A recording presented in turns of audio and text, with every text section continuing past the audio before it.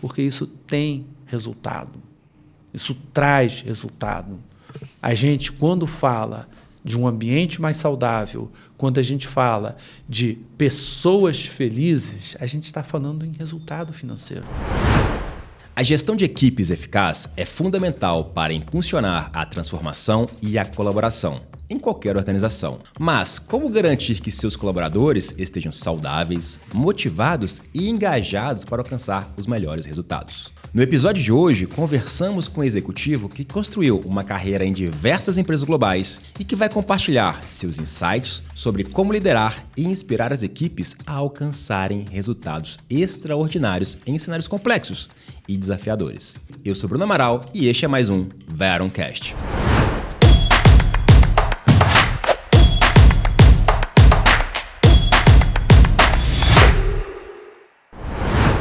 Esta conversa tem o apoio da Veron Institute.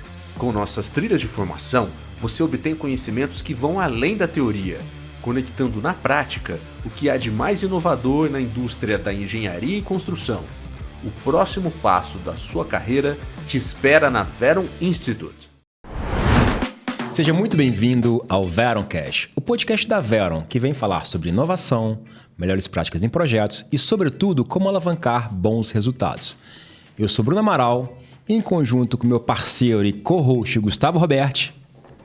Seja bem-vindo, meu amigo. Opa, mais uma vez junto, 7ª temporada bombando. Bombando. O dia de hoje tá legal, cara. Essa 7ª temporada, cada episódio melhor que o outro. Tá até balançando a mesa aqui, conexão, deu uma energia na sala aqui, tá bacana, tô gostando da vibe. O negócio tá feio, cada vez melhor. Cada episódio melhor, só aumentando a régua. Tenho certeza que hoje a gente vai dar um Tamo aonde, cara? Estamos onde? São Paulo. 7ª temporada começou por São Paulo, mas daqui a pouco a gente vai estar em BH, Rio. Isso aí. O Brasil vai ser pequeno pra gente nessa 7ª temporada. O Joel que reserve verba, orçamento, porque a gente vai desbravar aí, né não?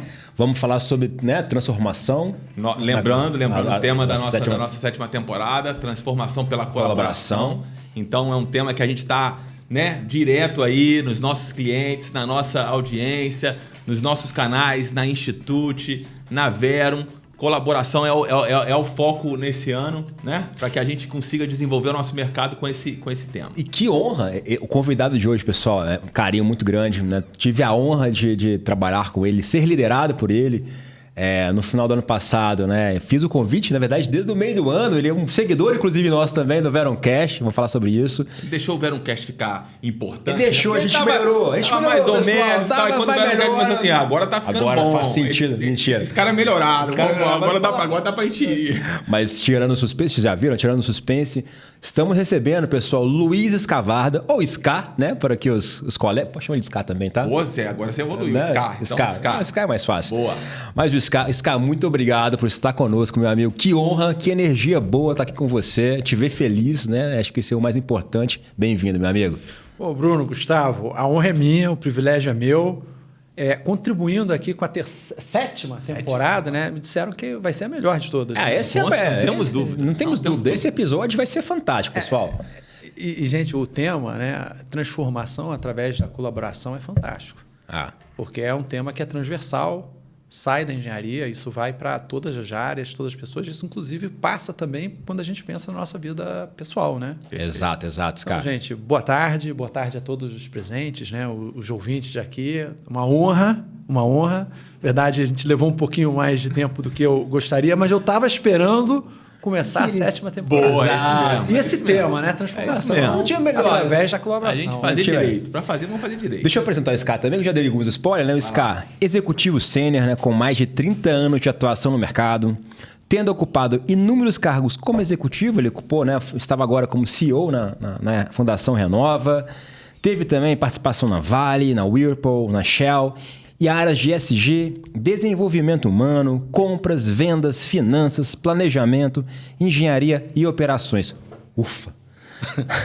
Adicionalmente, liderou projetos transversais de transformação cultural e também turnarounds e M&As. Ska, mestre em gestão pela King's College London, engenheiro elétrico pela PUC, assim como meu querido Gustavo, também engenheiro elétrico. Que a mesa tá energizada. Tá com energia, né? Ainda bem que eu sou civil aqui, viu, pessoal? E possui, acho que ponto é legal, né? Além dessa formação que eu trouxe, né? Possui especialização em saúde, liderança, gestão e finanças pelo Hospital Albert Einstein, IMD, MIT e FGV. E também é membro, né, do Conselho Consultivo da Human SA, do meu querido amigo Robério também. Um abraço para ti, Robério. E está em um período sabático. Por isso que esse sorriso no rosto, né? A gente ainda vai chegar lá. Vamos chegar lá. Ska, obrigado, meu amigo. Acho que falei aqui num breve mini build de você. E todo episódio a gente começa falando um pouquinho de quem é o Ska. Eu trouxe aqui muitos fatos, né? E é legal, eu te conheço bem, mas o Ska, no âmbito tanto profissional quanto pessoal, né? Quem é você, né? Tem um irmão gêmeo, que a gente estava falando outro dia também. Fala um pouquinho sobre você, Ska. Falar de trajetória pessoal, aprendizados, né? Eu vou começar fazendo uma ponte com o tema da 7ª temporada, Perfeito. Que é a transformação através da colaboração, né? Quem me conhece há algum tempo, né, já percebeu uma transformação que foi a minha vida pessoal, a minha vida profissional, e uma transformação que contou com a colaboração das pessoas. Ninguém se transforma sozinho, né? Inclusive você, Bruno, eu é que tive o privilégio de trabalhar com você algum tempo atrás, né? Alguns anos. Contar quantos anos, né? Mas me ajudou muito no meu processo de desenvolvimento. Eu sou um profissional que tem mais de 30 anos de mercado. Eu diria que a minha carreira é uma carreira vitoriosa, uma carreira de sucesso. E o porquê disso, né? Tive vitórias? Tive derrotas? Tive, e muitas. E o grande interessante disso é que é o aprendizado que vem por trás, né? A gente tem que aprender com as vitórias e a gente tem que aprender com as derrotas. Isso tudo faz parte, né? Não tem ninguém invencível.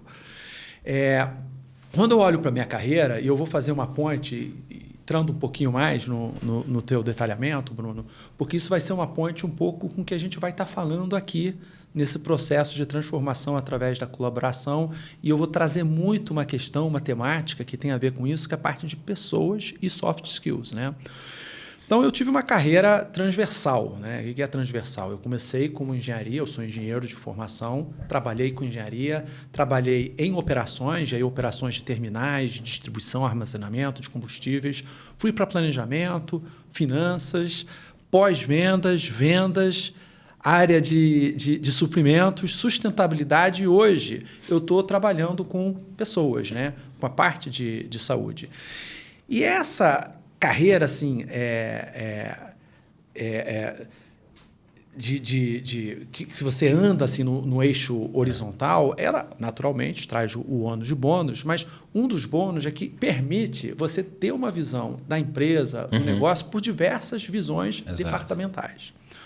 Ao mesmo tempo, eu tive uma carreira vertical bem interessante, né?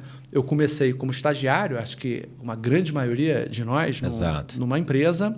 Fui efetivado como encarregado administrativo e segui todos os passos. E é uma coisa interessante, né? Acho que eu valorizo muito, como se fosse uma escada, você subindo degrau por degrau. Então, eu, de encarregado administrativo, fui analista júnior, pleno, sênior, assumi a primeira posição de gestão. Na empresa era de chefia, mas pode ser de coordenação, supervisão. Fui gerente geral, diretor, CEO e membro de conselho. Parece que é bonito, lindo, e mas o que é interessante? Essa escada não é simples, de degrau por degrau. Eu, dentro dessa trajetória, eu estou falando uma trajetória de mais de 30 anos, como todos que estão aqui presentes, eu também fui contratado por empresas. Como alguns dos que estão aqui, eu também fui demitido. Eu também pedi demissão. E cada etapa, seja vencedora, quando é contratada, a gente vibra. Quando a gente é demitido, a gente quer sumir do mundo. Tem um aprendizado interessante. Então, parar para pensar, para refletir. Tem, inclusive, um livro, né, interessante, né, Demitido, Sorte a Sua, que justamente é para você parar para... Não é buscar culpados, é aprender Quais são os aprendizados? Né? Quais são os aprendizados? Outras coisas interessantes na minha carreira. Eu fui promovido e fui demovido. Eu fiquei como interino em funções, eu acumulei funções. Então, tudo isso traz um aprendizado muito importante. Eu fazendo o shift para a parte de empresas, eu trabalhei em empresas muito diferentes. Mineração, energia, educação, sustentabilidade, bens de consumo, que me deu o privilégio também de você poder olhar o mundo de diversos prismas. Exatamente. E para cada empresa, voltando com a questão do aprendizado, que é muito importante, deixou um legado muito relevante para mim. Então, quando eu penso na Shell, fiquei 11 anos na Shell. O que ficou? A visão de processos. Whirlpool, bens de consumo, Brastemp, Consul, a visão do cliente. Vale, empreender. Você esteve na Vale, sabe do que eu estou dizendo. Fundação Renova, pessoas. E eu vou falar um pouco mais sobre isso depois, né? E a Human SA, que eu estou aqui trabalhando como membro do conselho, inovação. Então, cada empresa tem sempre algo que vai, na sua jornada, independente do tempo, eu tive tempos longos, de tempos mais curtos, vai deixar um legado. E na parte acadêmica, você bem detalhou, né? Um engenheiro de formação, quando olha mestrado em gestão, pós-graduações, finanças, liderança, gestão e saúde, que é um ponto interessante. Isso né? É legal. Por quê, né? Exato. E o tema que eu estou estudando na parte de saúde, eu já fiz 2 especializações, está muito voltado para o quê? Para a parte mais comportamental, que tem um impacto na saúde mental, que tem um impacto no bem-estar, que tem impacto o quê? No ambiente organizacional. E para fechar essa abertura, isso daqui foi um aprendizado muito interessante, que é outra coisa, né? A gente, quando começa uma carreira, a gente tem um desenho, e é muito importante, né, a gente estabelecer um norte, mas sabendo, isso eu aprendi na raça, que não necessariamente o norte é o que vai acontecer. O norte serve para guiar. E você, ao longo, é como você veleja, né? Você vai dando as voltas e, muitas vezes, o que está marcando aqui como norte passa para o outro lado. Isso aconteceu comigo na Fundação Renova, que foi uma experiência muito transformadora para mim. E aí, de novo, transformadora através da colaboração. Eu aprendi demais com a equipe da Fundação Renova, com todos os agentes que fizeram parte desse maravilhoso processo da reparação. Eu comecei com um desenho muito claro de carreira. Passei por várias áreas, conhecia um pouquinho de cada área, porque não tem como se aprofundar. E já tinha visão transversal então, também? Finanças, vendas, suprimentos, sustentabilidade. Eu quis realmente me amarrar e fixar na parte de sustentabilidade. Eu já tinha trabalhado em várias frentes transversais, mas nunca como core. Comecei, já tinha fechado um curso em Cambridge para mergulhar. Em poucos meses, Cambridge mudou para o Einstein, sustentabilidade mudou para a saúde mental nas organizações. Uma transformação que não parou. Foi o início de um processo que está hoje aqui junto com vocês para falar um pouquinho. Tem a ver com sustentabilidade, que é o grande desafio. Quer dizer, você fala em saúde mental, tende a um indivíduo e a questão médica. Não, isso está diretamente relacionado às pessoas, às organizações, à sustentabilidade e a resultados. Fantástico, fantástico. Começamos, a abertura foi já foi. Gente, sétima temporada. Acho que a gente parar o episódio aqui já deu os cortes do Joel, já tá tudo resolvido. Não precisamos nem avançar. Mas aí, vou pegar a liberdade do Bruno e vou chamar de Ska também. Por favor, por favor. É o meu nome de guerra, né? Então, beleza. 20 anos de mercado, já a marca Ska. Boa. Então Ska, assim, em cima da pluralidade que você trouxe, né, tanto em relação a diversos setores, quanto em relação a diversos atuações, enfim. E aí, pegando isso do que você trouxe de que você se transformou pela colaboração, né?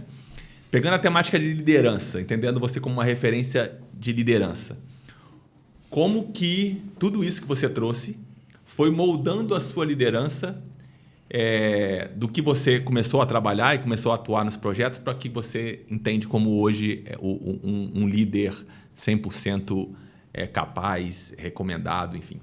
Como que isso... Ótima pergunta, obrigado. Acho que é um processo de transformação. Você me conhece já de algum tempo, né? como esse foco e esse modelo de gestão mudou e, basicamente, não adianta pegar livro e ler. Não, é muito no dia a dia, no convívio com as pessoas. E esse, inclusive, vai ser um dos panoramas que a gente vai estar falando aqui. Então, se você perguntar, Ska, indo para o final, mas a gente voltando, que características você aprendeu? O que é importante para a questão de gestão e que tem a ver com o nosso público que está aqui, que é um público voltado para projetos de capital, que tem muito uma formação mais hard, engenheiro em geral, é o técnico. Primeiro ponto, são os soft skills. Fundamental. O que são os soft skills? São aqueles skills que envolvem a questão da comunicação, é o olhar mais humano, uma gestão ampla, um ambiente onde todos nós temos um papel importante de colocar uma segurança psicológica.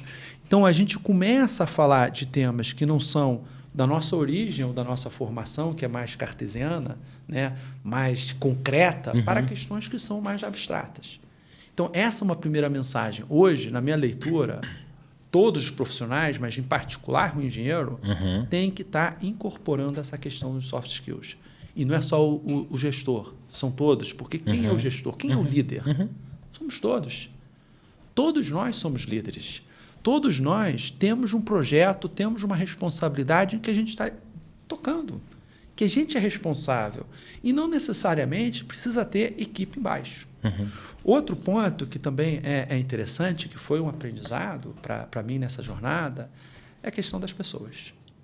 Hoje, o que é o tema? Qual é o, entre aspas, né, ativo mais importante que as empresas têm? São as pessoas. Investir nas pessoas em primeiro lugar, né? Exato. E investir nas pessoas é investir na empresa, é investir no futuro, é investir na sustentabilidade. E o terceiro ponto interessante, quando a gente fala de pessoas, é entender o que nós estamos colocando, né? Todos, líderes, diretores, executivos, analistas, estagiários, terceiros, o que nós estamos fazendo para o ambiente de trabalho. Que ações a gente pode fazer para trazer o bem-estar, cuidar das pessoas, aí entra aspectos como saúde mental, temas como a qualidade de vida no trabalho. E aí tem uma série de detalhamentos que a gente vai estar falando em seguida, que não é o Ska que está falando, foi um aprendizado que eu tive não apenas na organização, mas também na academia, né? Você tem a ciência. Não é só empírico, né? É dado. Exato. Não é só empírico. Você tem ciência, é científico também. Legal. E indo nessa linha, e até aproveitar, assim, voltando no ponto que a gente está falando de colaboração e soft skill, tem até uma palavra que o Davi usa muito, que colaboração é esporte de adulto, né? E aí, quando a gente olha nessa perspectiva, a gente falando de transformação pela colaboração, e a gente olha, estamos 3 engenheiros na mesa aqui, de fato a gente tem uma cadeira, a gente está falando antes, né? Uma cadeira muito focada ali no hard. Né? Uma cadeira que tem um viés muito olhado para o técnico. E quando a gente olha na visão de implantação de projetos, e no mundo atual, a gente cada vez mais precisa de ter soft skill. Aí eu queria trazer 2 pontos para a mesa. Olhando na perspectiva de desenvolver soft skill, né? Primeiro, como que a gente consegue trazer isso no nosso dia a dia e evoluir? Né? Acho que assim, esse é um ponto. Você trouxe na sua jornada que você foi adquirindo. Isso é uma evolução. Acho que existe, né, ciência por trás, mas como fazer isso? E 2, dado que a gente é engenheiro também, engenheiro ele é muito... A gente é convencido por número. Então, um ponto que a gente estava discutindo é o tanto que a importância do soft skill ele impacta em performance. Então, eu queria trazer essas 2 correlações. Primeiro, soft skill como desenvolver, e depois soft skill como essa relação do benefício em relação a resultados. Porra, excelente pergunta. E eu vou me policiar para não explorar excessivamente o tema, porque isso aqui a gente pode até dar uma aula, né, sobre esse tema. Primeiro, você trouxe um ponto muito importante, Bruno. Essa parte do soft skill e a importância que tem hoje no papel do engenheiro. Então, quando a gente pensa num grande empreendimento, vamos falar Belo Monte, uma belíssima obra de engenharia.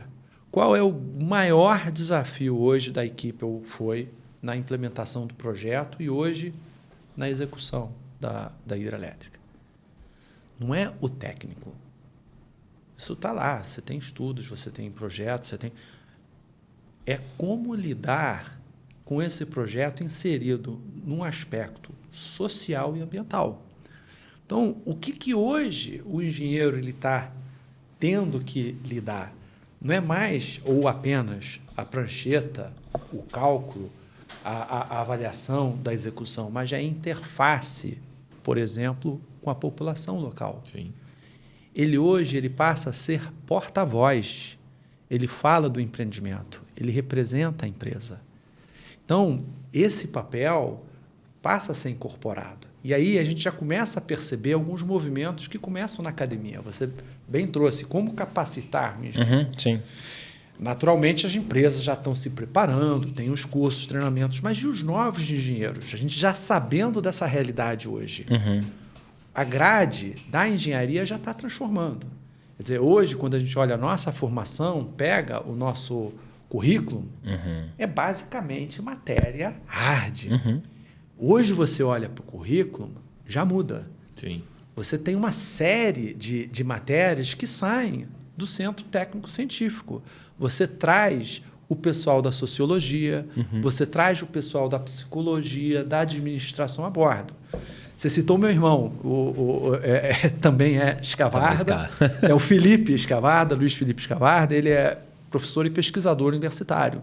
E ele participou de um programa de reformulação da engenharia, onde ele trouxe essas cadeiras, né, para a formação da engenharia. Ele é um gênio, ele inventou isso? Não.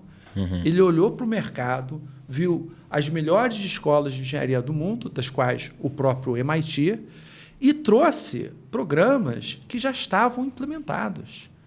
Então, hoje, a formação ela passa a ser também técnica, mas complementar com outros skills que são essenciais para o engenheiro. Hoje, o engenheiro, na minha leitura, ele é muito mais do que simplesmente uma formação técnica. A gente estava falando um pouco antes daqui, né, que na nossa época de chão de fábrica, enfim, quem era bem visto numa obra era o super-herói, né? A pessoa que tinha conhecimento de tudo, que metia a mão em tudo e etc. Ele decidia tudo. Se ele faltasse, a obra não andava, né? E agora a gente está num outro mindset, né? Acho que a gente entendeu que isso não é sustentável. Precisamos evoluir outras questões, outras características para ter uma liderança, para ter uma atuação mais sustentável, com outro olhar, com um olhar mais humano, como você mesmo trouxe. Né? E Gustavo, até puxando aqui, alguns anos atrás, né? Você se lembra daquela calculadora HP? Sim, aqui 48 ou 49? Me ajudou. Deixava ali no bolso. Me ajudou a me formar. Sem ela, eu não me formava. Fazia todas as contas, integral, derivada. Hoje isso não é mais, até porque tem softwares. Exato. Como é que mudou? E ter falando agora um jabá para vocês também, né? Assim, onde se capacitar? Empresa como a Hillman, né? Então, assim, tem locais em relação ao soft skill, né? Acho que tem empresas especializadas para isso, né, Scar?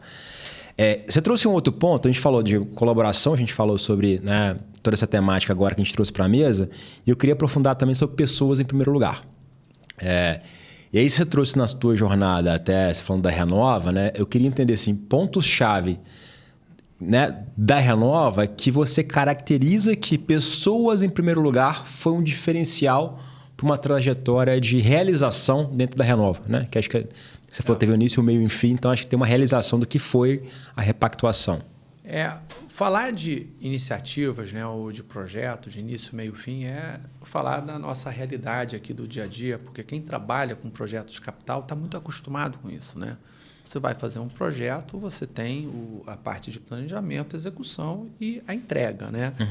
Mas isso não é uma prática do mercado, né? Então, quando você fala de iniciativas voltadas para a sustentabilidade, por exemplo, você acaba tendo uma visão de muito mais longo prazo. Então, trazer as pessoas desde o início, discutindo essa questão, falar que existe um fim, não é simples. Isso é uma atividade muito do dia a dia. Você tem que ter essa prática e a importância, a segurança psicológica, um ambiente aberto, colaborativo, né, como a gente está falando, para você conseguir fazer essa construção. Outra coisa interessante, né, isso uma leitura minha, né? Cada vez mais, aqueles empregos de 30 anos, 40 anos. Meu pai, por exemplo, ele começou e terminou a vida numa única empresa, uma única instituição, organização, né? Ele faleceu trabalhando aos 78 anos. Uma jornada que, por exemplo, hoje eu já estou na 5ª empresa, né? Então, essas mudanças vão acontecendo e quando você muda, muitas vezes você vai de A para B, completamente diferente. Você muda essas áreas. Então, o que a gente teve ali foi um turbo. Numa situação, muita gente sentiu isso, né? E a outra questão que também é interessante é que, cada vez mais, as coisas vão ficando menos específicas. O certo é muito relativo, né? A gente, quando se formou, a gente estudava, né, um mundo preto e branco. Mais cartesiano. Hoje é cinza. Sim. Aquela matemática do 1 mais 1 igual a 2 não é mais a nossa realidade do dia a dia em qualquer empreendimento. A inovação faz parte do nosso dia a dia. Então, as pessoas elas têm que estar embarcadas nisso para poder criar. Então, quando eu penso no trabalho que foi feito na Fundação, você, e não diferente de muito do que vocês estão fazendo, muitas vezes está fazendo um trabalho inédito. Um trabalho que não tem um livro que você vai puxar e vai estudar para ver como se faz. É uma coisa que vai muito na parte empírica. E isso é interessante porque, de novo, foi um turbo de carreira para as pessoas, inclusive para mim. Como fazer algo que nunca foi feito.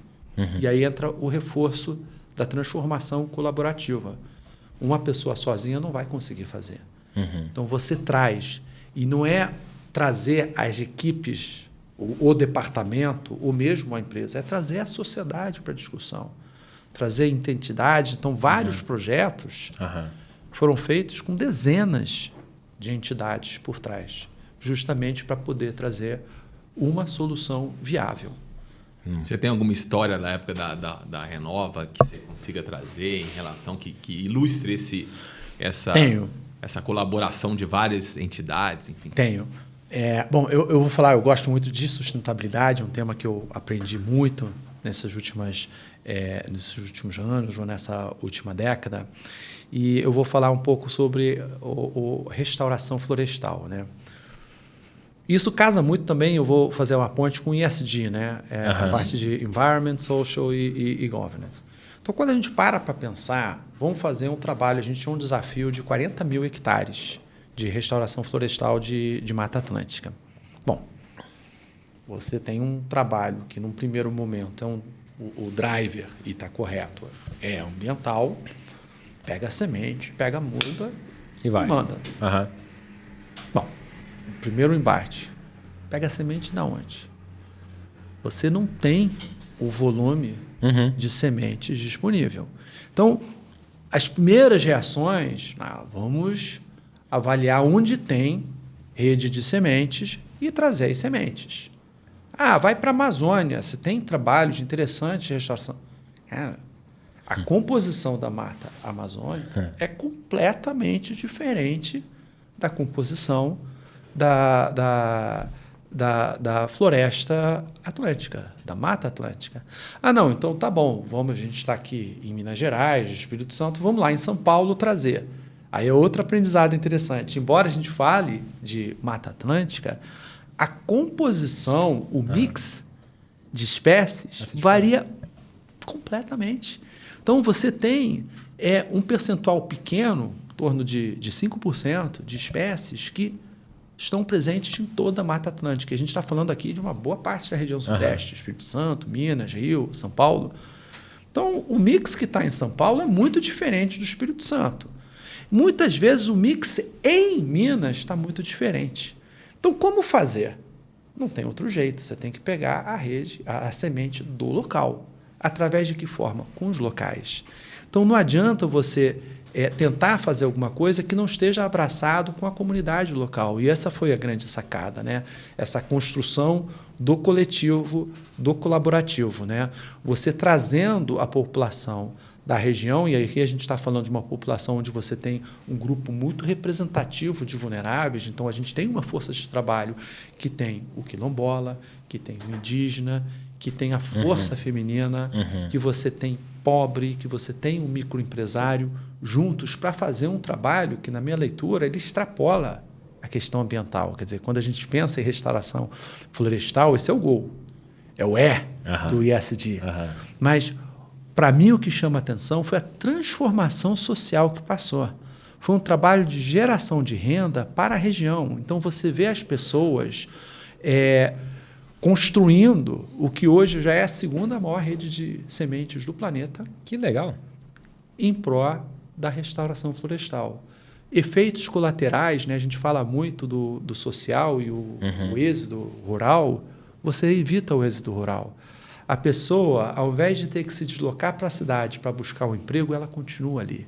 As crianças passam a ir para a escola, as casas passam a ser restauradas, você cria um poder de aquisitivo, de vida extraordinário. Geração de renda, né? Você criou geração de renda, geração de ensino. Exato. E a grande sacada, dezenas de instituições por trás. Que fantástico. É uma rede que faz toda a diferença. E a força do G também, quando a gente olha, que é uma governança. Você não tem como fazer uma iniciativa desse porte sem ter as associações dos moradores juntos, sem você ter o governo local junto, sem você ter as pequenas empresas juntas, a comunidade. Então, isso tem que estar muito bem amarrado. E é um case, então, voltando aqui, Gustavo, para a sua pergunta, onde a gente traz as pessoas, a gente vê a força que você tem da conexão com as pessoas e a ponte com ESG, que, na minha leitura, é muito mais do que simplesmente um conjunto de 3 letras, né? O E, o S e o G. É um valor único e integrado. E que volta para o ponto anterior, até conectando os temas para a nossa audiência, a importância do soft skill. Porque se o soft skill não está presente, essa conexão ela não acontece. E por isso que a colaboração é um esporte de adulto, né? Ou seja, nessa brincadeira. Evoluindo, eu quero pegar um ponto, e até brinquei contigo quando a gente estava tomando nosso café junto em BH. Eu falei, pô, esse cara, nunca te vi tão bem. Tudo bem que tem a parte do ano sabático, mas eu acho que tem muito a ver com relação a onde que você está hoje acreditando no teu propósito com relação ao mundo. A gente até brincou muito em relação ao Ikigai, né? Ou seja, aquilo que você gosta muito de fazer, você está sendo pago para fazer e o mundo te reconhece bem, né? E aí eu queria trazer o ponto do Einstein, né? Você falou, ó, quando eu entrei, eu estava indo lá para Cambridge, eventualmente falar sobre ESG, e você, né, pivotou e foi para a área de bem-estar, né? Saúde e bem-estar.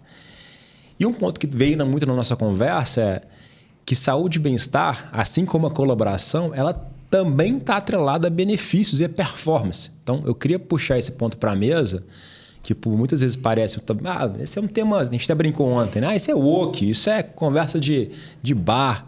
Mas não, de novo, como engenheiro, quais são os benefícios, né, em termos pragmáticos, estatísticos, que você enxerga da conexão desse tema, da preocupação com o bem-estar em relação à performance? Bruno, excelente pergunta. Se você me permitir, eu vou explorar um pouquinho mais, tomando cuidado que é um tema também que pode ser uma aula só sobre isso, né? Mas eu vou primeiro fazer uma conexão da saúde, bem-estar, qualidade de vida do trabalho com sustentabilidade, né? Porque a grande sacada dos caras, não, é um movimento que vem acontecendo no mercado e a olhos vistos, né? E que realmente eu sou apaixonado, e isso eu já falei diversas vezes, meus olhos brilham porque eu acredito demais nisso e eu vejo o quão bem isso faz para as pessoas. Quando a gente olha a história, e aí rapidamente, de sustentabilidade, é um tema que não se fala há tanto tempo, né? Pelo menos de forma mais estruturada, mas a gente claramente sabe que na década de 80 começou-se e a ONU teve um papel muito importante a trazer a questão do meio ambiente como um problema do planeta. Década de 90, vocês talvez não, né? Eu não quero revelar aqui a minha idade, mas eu me lembro, eu estava já ingressando no mercado de trabalho, e eu me lembro da grande febre que foi o Triple Bottom Line, que era começar a sair daquela caixa de olhar simplesmente resultados financeiros, né? A visão econômica das empresas, de começar a trazer, além disso, que é importante, outros 2 pilares. O planeta, e aí tinha uma agenda muito forte do meio ambiente, e o social. Mas ainda numa visão um pouco mais etérea, mas você já percebia efetivamente esse movimento e um caminho começando a pautar diretrizes. Em 2004 é que surgiu o tema do ESG. Então, muitos que estão aqui presentes, esse tema é muito antigo, porque ao ingressar no mercado de trabalho já se falava em ESG. Eu falo com meus filhos, isso está na veia porque aprenderam na escola. Mas não é, como terminologia, algo que tem muito tempo, tem pouco mais de 20 anos. Né? E em 2015 teve um marco importante, que foi a criação da Agenda 2030 da ONU, onde trouxe as 17 ODS, né, que são os Objetivos de Desenvolvimento Sustentável.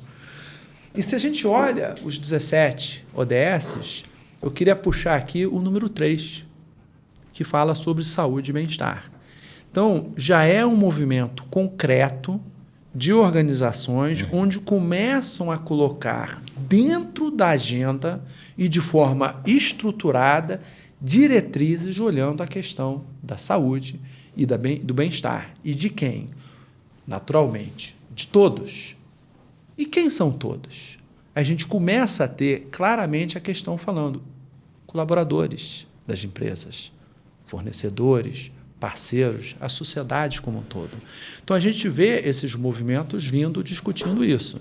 E, naturalmente, ao você ter um acordo, digamos assim, global dessa magnitude, você começa a ter efeitos colaterais. Então, a gente aqui no Brasil, a BNT lançou a BNT PN 2030, que é um projeto de norma que começa a trazer, traduzir as 17 ODS em ações olhando o quê? A sustentabilidade, o ESG aqui no Brasil, onde claramente coloca a importância, por exemplo, da felicidade, da qualidade de vida, fazendo a ponte com o quê? Com um ambiente saudável. A gente olha a norma reguladora 1, NR1, que é a que rege, né, as políticas, né, o regimento, né, as diretrizes do trabalho, que foi criada em 78, em 2020, né, nas N revisões, começou a falar claramente de saúde mental. E agora, em 2020, começou a finalizar colocando diretrizes para a organização ter o quê? Um ambiente saudável. E a gente recentemente teve uma lei, né, no ano passado, que certifica empresas que são promotoras da saúde mental dentro das empresas, que têm esse cuidado. E por que tudo isso? Né? E aqui eu estou falando primeiro de um movimento que é, entre aspas, reativo às organizações. Né? É um movimento que vem da sociedade, do governo, para o mercado, que tem um movimento reverso, que é também das empresas, que eu vou falar depois, já montando isso. Mas por que esse cruzamento? E por que a importância disso? Como você bem colocou no início, Bruno, porque isso tem resultado. Isso traz resultado. A gente, quando fala de um ambiente mais saudável, quando a gente fala de pessoas felizes, a gente está falando em resultado financeiro. A gente está falando em produtividade. Quanto? Aí são vários estudos, né? Mas a gente tem aqui, eu trouxe até... E aqui uma colinha, gente, porque são muitos números para compartilhar. Não só segue colinha não, cara. Ó, porra. Tá vendo? Evoluiu. O dele tá evoluído, tá até colorido. O meu tá colorido, mas é o digital, né? A minha aqui é digital, aqui com os dedinhos, a dele é tecnológica, high-tech. Tem diversas fontes, né? Mas a gente começa a ver um aumento de produtividade de 25% a 35% em empresas que têm, por exemplo, um programa voltado para o bem-estar do funcionário. Quem está falando isso? Gallup, McKinsey, várias instituições renomadas. Quando a gente pensa em, por exemplo, novamente, programas que têm o bem-estar, o trabalho da saúde mental estabelecidos, a gente tem uma redução do absenteísmo de 37%. Quem está falando isso? American Psychology Association. 37%. 37%. mas vai mais. Você vê aqui qual que é a chance de equipes de alto desempenho, como que aumenta? De acordo com um estudo da McKinsey, você aumenta em mais de 2 vezes a chance de uma equipe de maior desempenho ou de alto desempenho quando os líderes estão preocupados com a saúde dos seus profissionais. E como é que funciona em termos de reinvestimento? A cada $1 que você coloca, você tem um retorno de 3,27, que é o ROI, quando você está falando de iniciativas voltadas para o bem-estar, qualidade de vida no trabalho, essas partes mais softs. Então, você tem um retorno nisso. Isso é Harvard Business Review. E o que está acontecendo no mercado? Hoje... Eu ia perguntar, como é que você está vendo no Brasil, por exemplo? Como é que as empresas estão recebendo isso e se preparando para, se é que estão, né? Porque... voltando ao tempo do super-herói de obra, o viés era o contrário, né? Vamos trabalhar sábado, vamos trabalhar turno extra, vamos trabalhar... Tá desmotivado, então, tá sendo às 18 horas? Então, chutou o balde, né? Chutou o balde, largou a Homer Simpson, largou a caneta e vai embora. Né? Então, essa é famosa.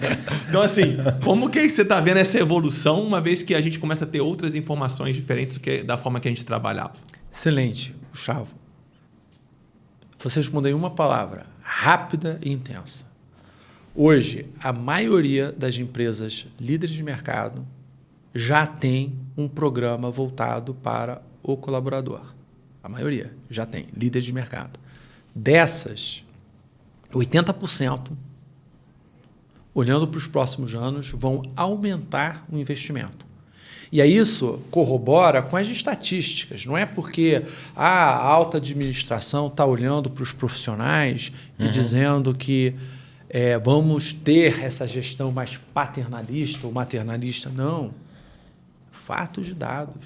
Isso traz resultado.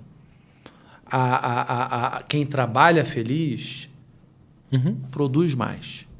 Existe essa correlação e vários estudos. Falamos isso aqui também no Verocast com o Calux, né? Falamos sobre o impacto da felicidade no trabalho. Assisti esse abraço, Calux. Podcast. Calux, um abraço. Fantástico, uma pessoa fantástica que pratica isso.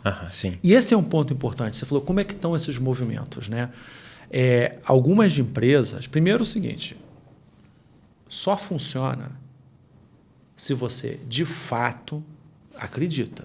Sim. E aqui é fundamental o papel da liderança. Se a liderança não está abraçando esse projeto, se não acredita, isso não vai sair. E não adianta falar. É walk the talk.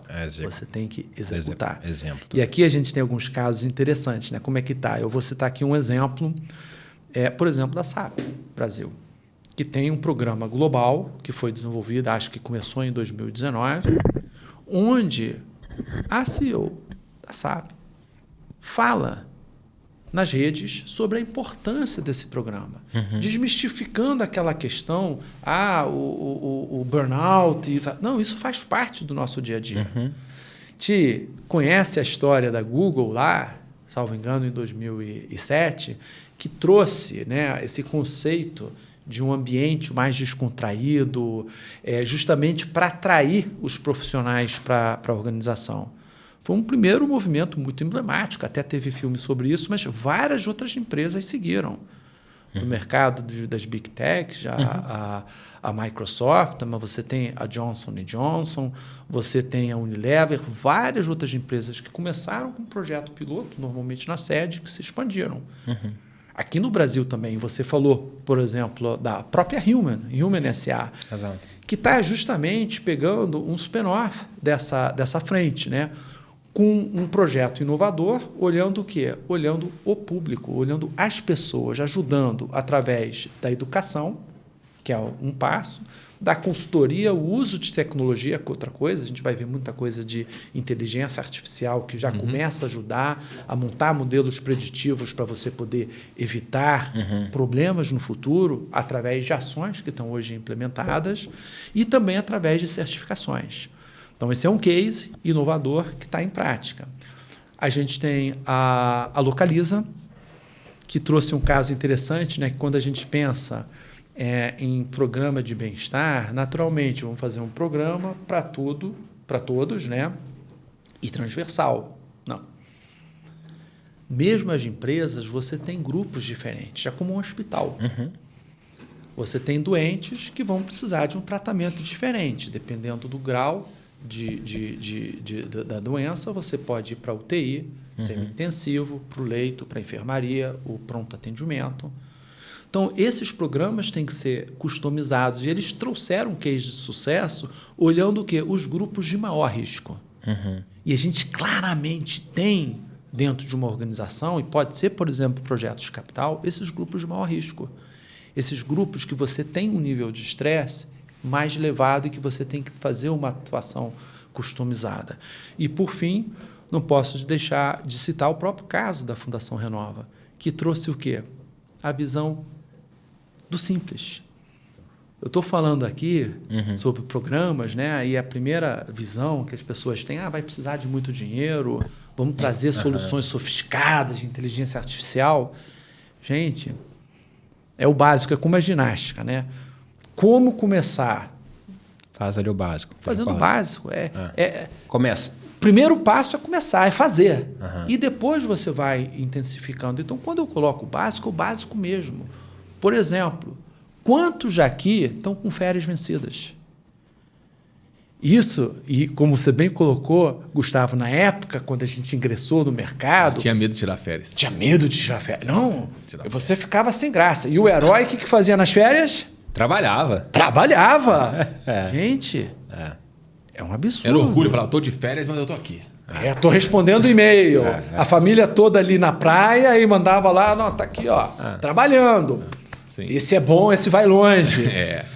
Gente, hoje a gente olha como um absurdo cultural, né? Sim. Férias, minha leitura, além de dever, de um direito, é um dever. E impacta a produtividade, né? Impacta em produtividade, impacta também na vida pessoal. Exato. Então, férias são para ser tiradas. Isso é o básico. O que mais? Algumas coisas também interessantes, muito simples, né? Tem um horário de foco. O que é o horário de foco? Eu me lembro, e posso dizer que até algum pouco tempo atrás, a minha agenda era tomada de reuniões. Você deve se lembrar. Sim. E não é começando 9 horas, 8 horas. Às vezes eu tinha reunião que começava às 7 da manhã e até 10 da noite. E muitas vezes o trabalho, o almoço, era o work lunch. Work lunch. E eu passei por uma época que eu me orgulhava, aí de novo, Gustavo, né, o super-herói, de no trabalho eu estar almoçando e fazendo work lunch. Gente, e o trabalho? Começava de noite. Às vezes começava às 10 horas da noite para começar a trabalhar, porque era reunião o tempo todo. Sim. Então, o horário de foco dentro do horário de expediente é muito importante. E o que é isso? É um horário para você poder focar nas suas coisas. E para terminar aqui, que são algumas tendências aqui do Brasil, né, e simplicidade, horário sem reunião. Incrível isso, gente. E horário sem reunião não é você ter um horário sem reunião. A organização tem um horário sem reunião. Então, o exemplo aqui da Fundação Renova, segunda-feira de manhã não tinha reunião. Reuniões eram permitidas a partir de 11 horas. A gente fala... Bom exemplo. E que trouxe um impacto, para mim, muito significativo. Eu fui muito... Resistência faz parte da natureza do ser humano. Da transformação, né? Da transformação, através da colaboração, eu fui muito resistente em implementar isso. E o pessoal aprovou isso numa reunião de diretoria que eu não estava. Dei o voto de confiança. Gente, em uma semana mudou o meu bem-estar.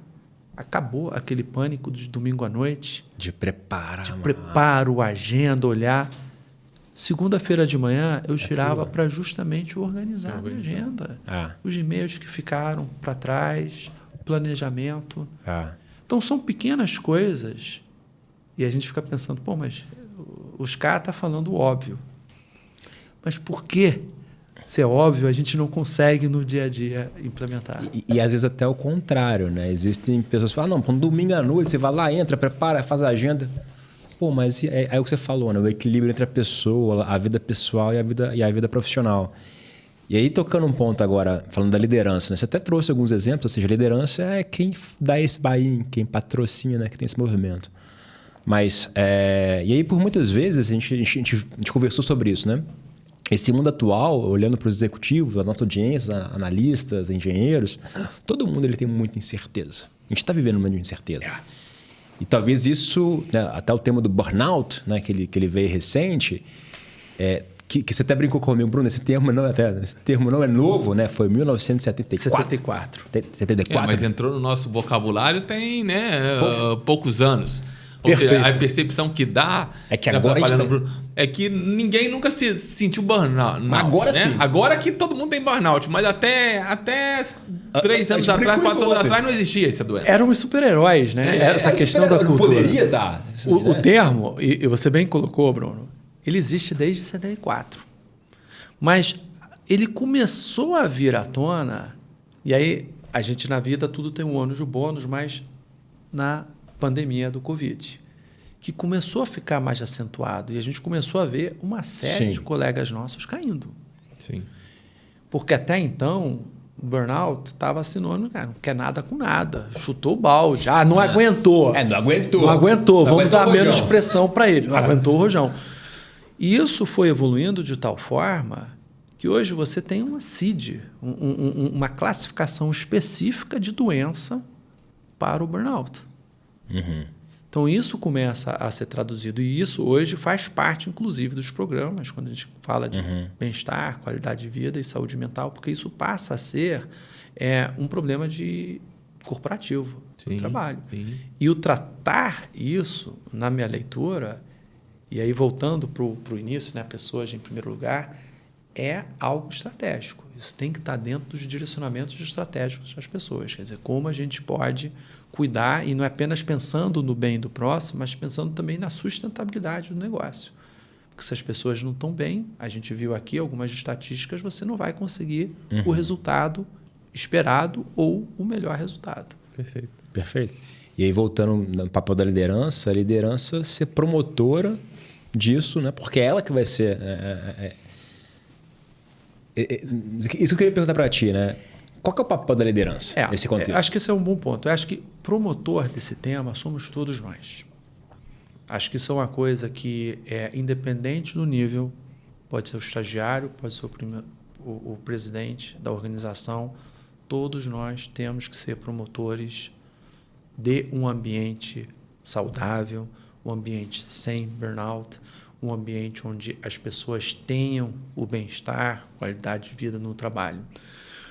Quando eu faço para a liderança, qual é o papel da liderança?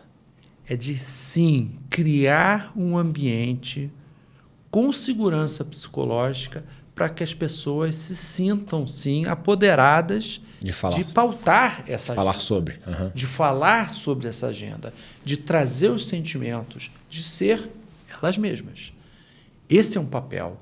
E aqui a gente tem uma questão muito grande de uma transformação cultural, uma transformação organizacional. Quer dizer, a gente tem que começar a cobrar dos nossos líderes e capacitá-los justamente a ter esse outro olhar. É uma transformação, onde a gente não vai apenas olhar o resultado financeiro que o líder está trazendo, mas como ele está trazendo esse resultado financeiro. Porque, às vezes, você, no curto prazo, ele trouxe o melhor resultado. Mas, no médio prazo, ele já não tem mais de equipe. E não é apenas de equipe de burnout, porque aqui a gente está falando muito de retenção. Sim. Hoje em dia, se você pega essa turma que está ingressando agora no mercado de trabalho, eles não estão mais dispostos a se sacrificar pela empresa. É uma troca, é um contrato psicológico. Então, se ele percebe esse tipo de comportamento, esse tipo de cultura, ele vai migrar para outro lugar. Então, como ter esse equilíbrio? Que isso também é uma forma de atração. Eu vejo os meus filhos, né, procurando o mercado, a preocupação deles é como eu vou estar. Eu quero ir para ser feliz. É o lugar onde vai passar a maior parte do tempo da vida. Quero me divertir, né? Eu quero me divertir. É como a gente está aqui, né? Nesse bate-papo. Quero me divertir. Quero agregar valor. Não quero sofrimento. Fantástico.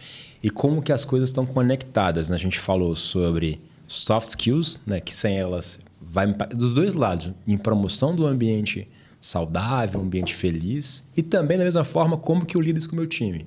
pessoas em primeiro lugar. Então, eu tenho esse horário de pessoas em primeiro lugar. Não estou fazendo esse resumo, não, tá? Não sei.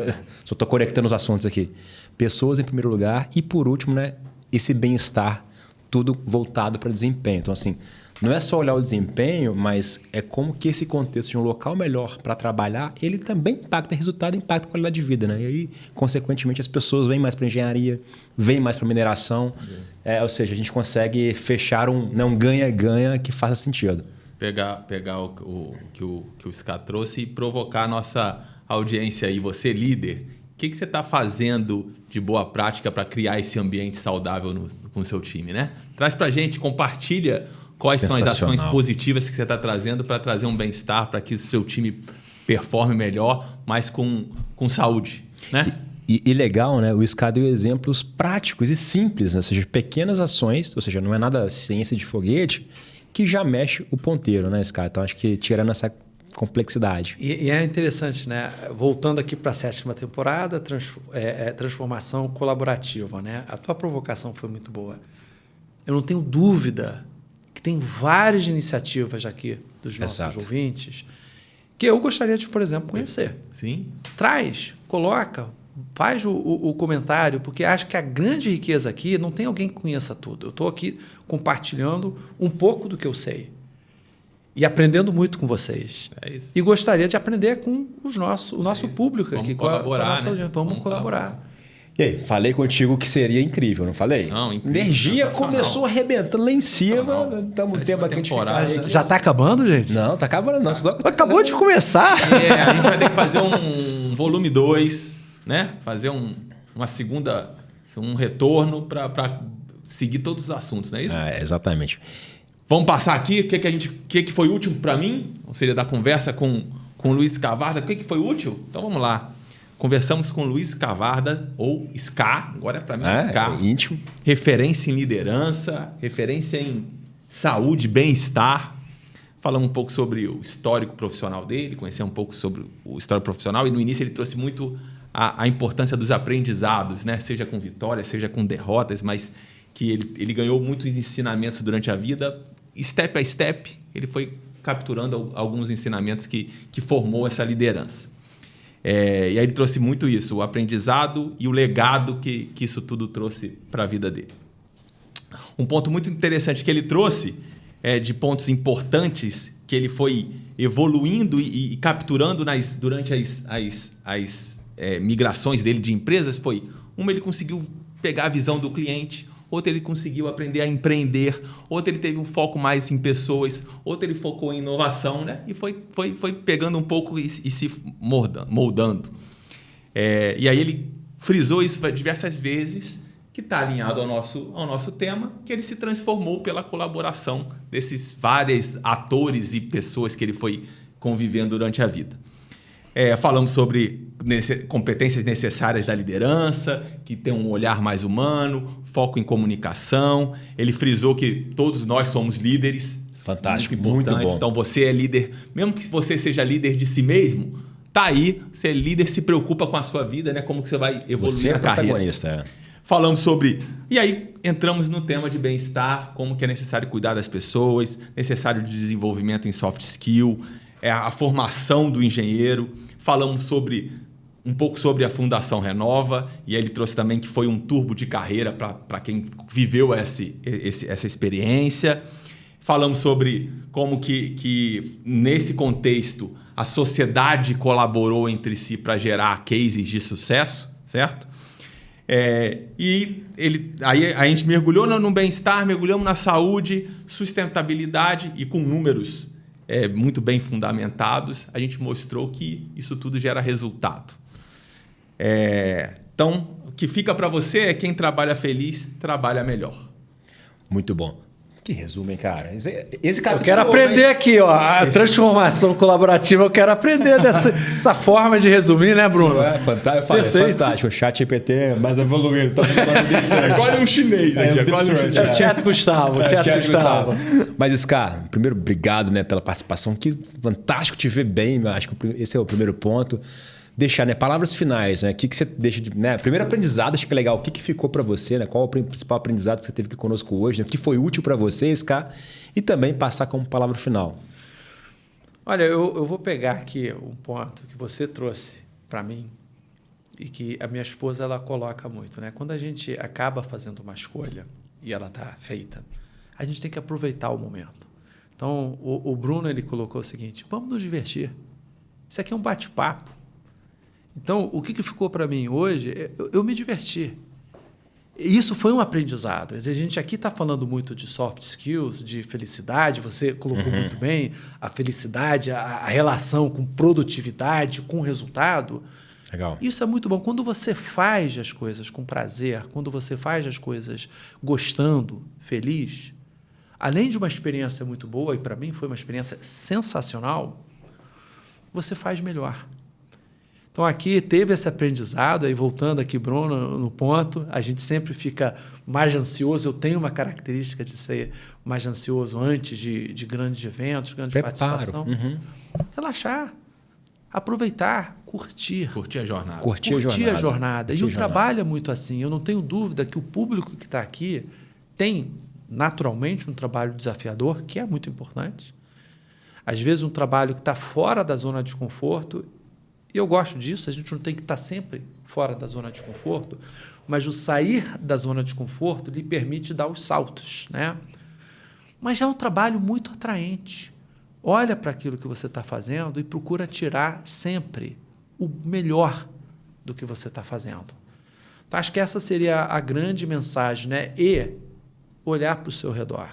Olhar para as pessoas que estão junto com você. A gente fala muito em autocuidado, que é importante. Então, é olhar para si, ver o que você está fazendo para o seu bem-estar e o que você está fazendo para o bem-estar dos próximos. Fantástico. Que é muito importante. E garanto uma coisa, cuidar dos outros é um baita investimento. Porque depois você tem a reciprocidade também.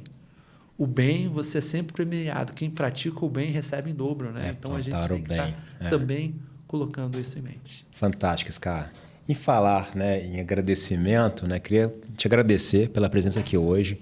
Traz aqui uma frase de um pensador moderno, um filósofo moderno. Se você puder ler, por gentileza, para a gente, Scar. Profissionais felizes, saudáveis, prósperos e equilibrados são mais produtivos, beneficiando a todos, pessoas e organizações. Luiz Escavardo. Um agradecimento. Sensacional, agradeço aqui, Gustavo, Bruno. Sensacional estar aqui na Veroncast. Seguirei seguindo vocês, acompanhando as entrevistas, não isso, os bate-papos, né? Sim. E aprendendo junto com vocês. Legal, fantástico. Obrigado pela oportunidade. Agradecer aqui nossa produção, o Joel, pelo carinho também. E também a todos vocês, pessoal. Episódio incrível. Deixa pra gente nos comentários o que você aprendeu, o que foi útil. E manda também, pessoal, o que vocês gostariam de ver na próxima temporada e nos próximos episódios. Um abraço, pessoal. Aí, fica com a gente. Semana que vem tem mais. Este episódio contou com o apoio da Verum Institute. Quer ficar atualizado com os conceitos e práticas que estão revolucionando a indústria da construção? Conheça a nossa trilha de formação AWP. Estude com profissionais que são referências no setor e conquiste um certificado reconhecido internacionalmente. Acesse www.veruminstitute.com.br e garanta seu passaporte para essa jornada de conhecimento rumo ao sucesso profissional. O Veruncast é uma produção da Verum Partners e da Verum Institute. Este episódio contou com roteiro e produção de Joel Corsini, edição e pós-produção Grace Lisboa, logística Camila Ishikawa, marketing Valéria Trombini e Bruna Sanino. A Verum Partners e a Verum Institute estão no LinkedIn, YouTube, Instagram, Facebook, Spotify e nos principais agregadores de áudio. É só nos procurar e seguir a gente por lá. Até o próximo episódio.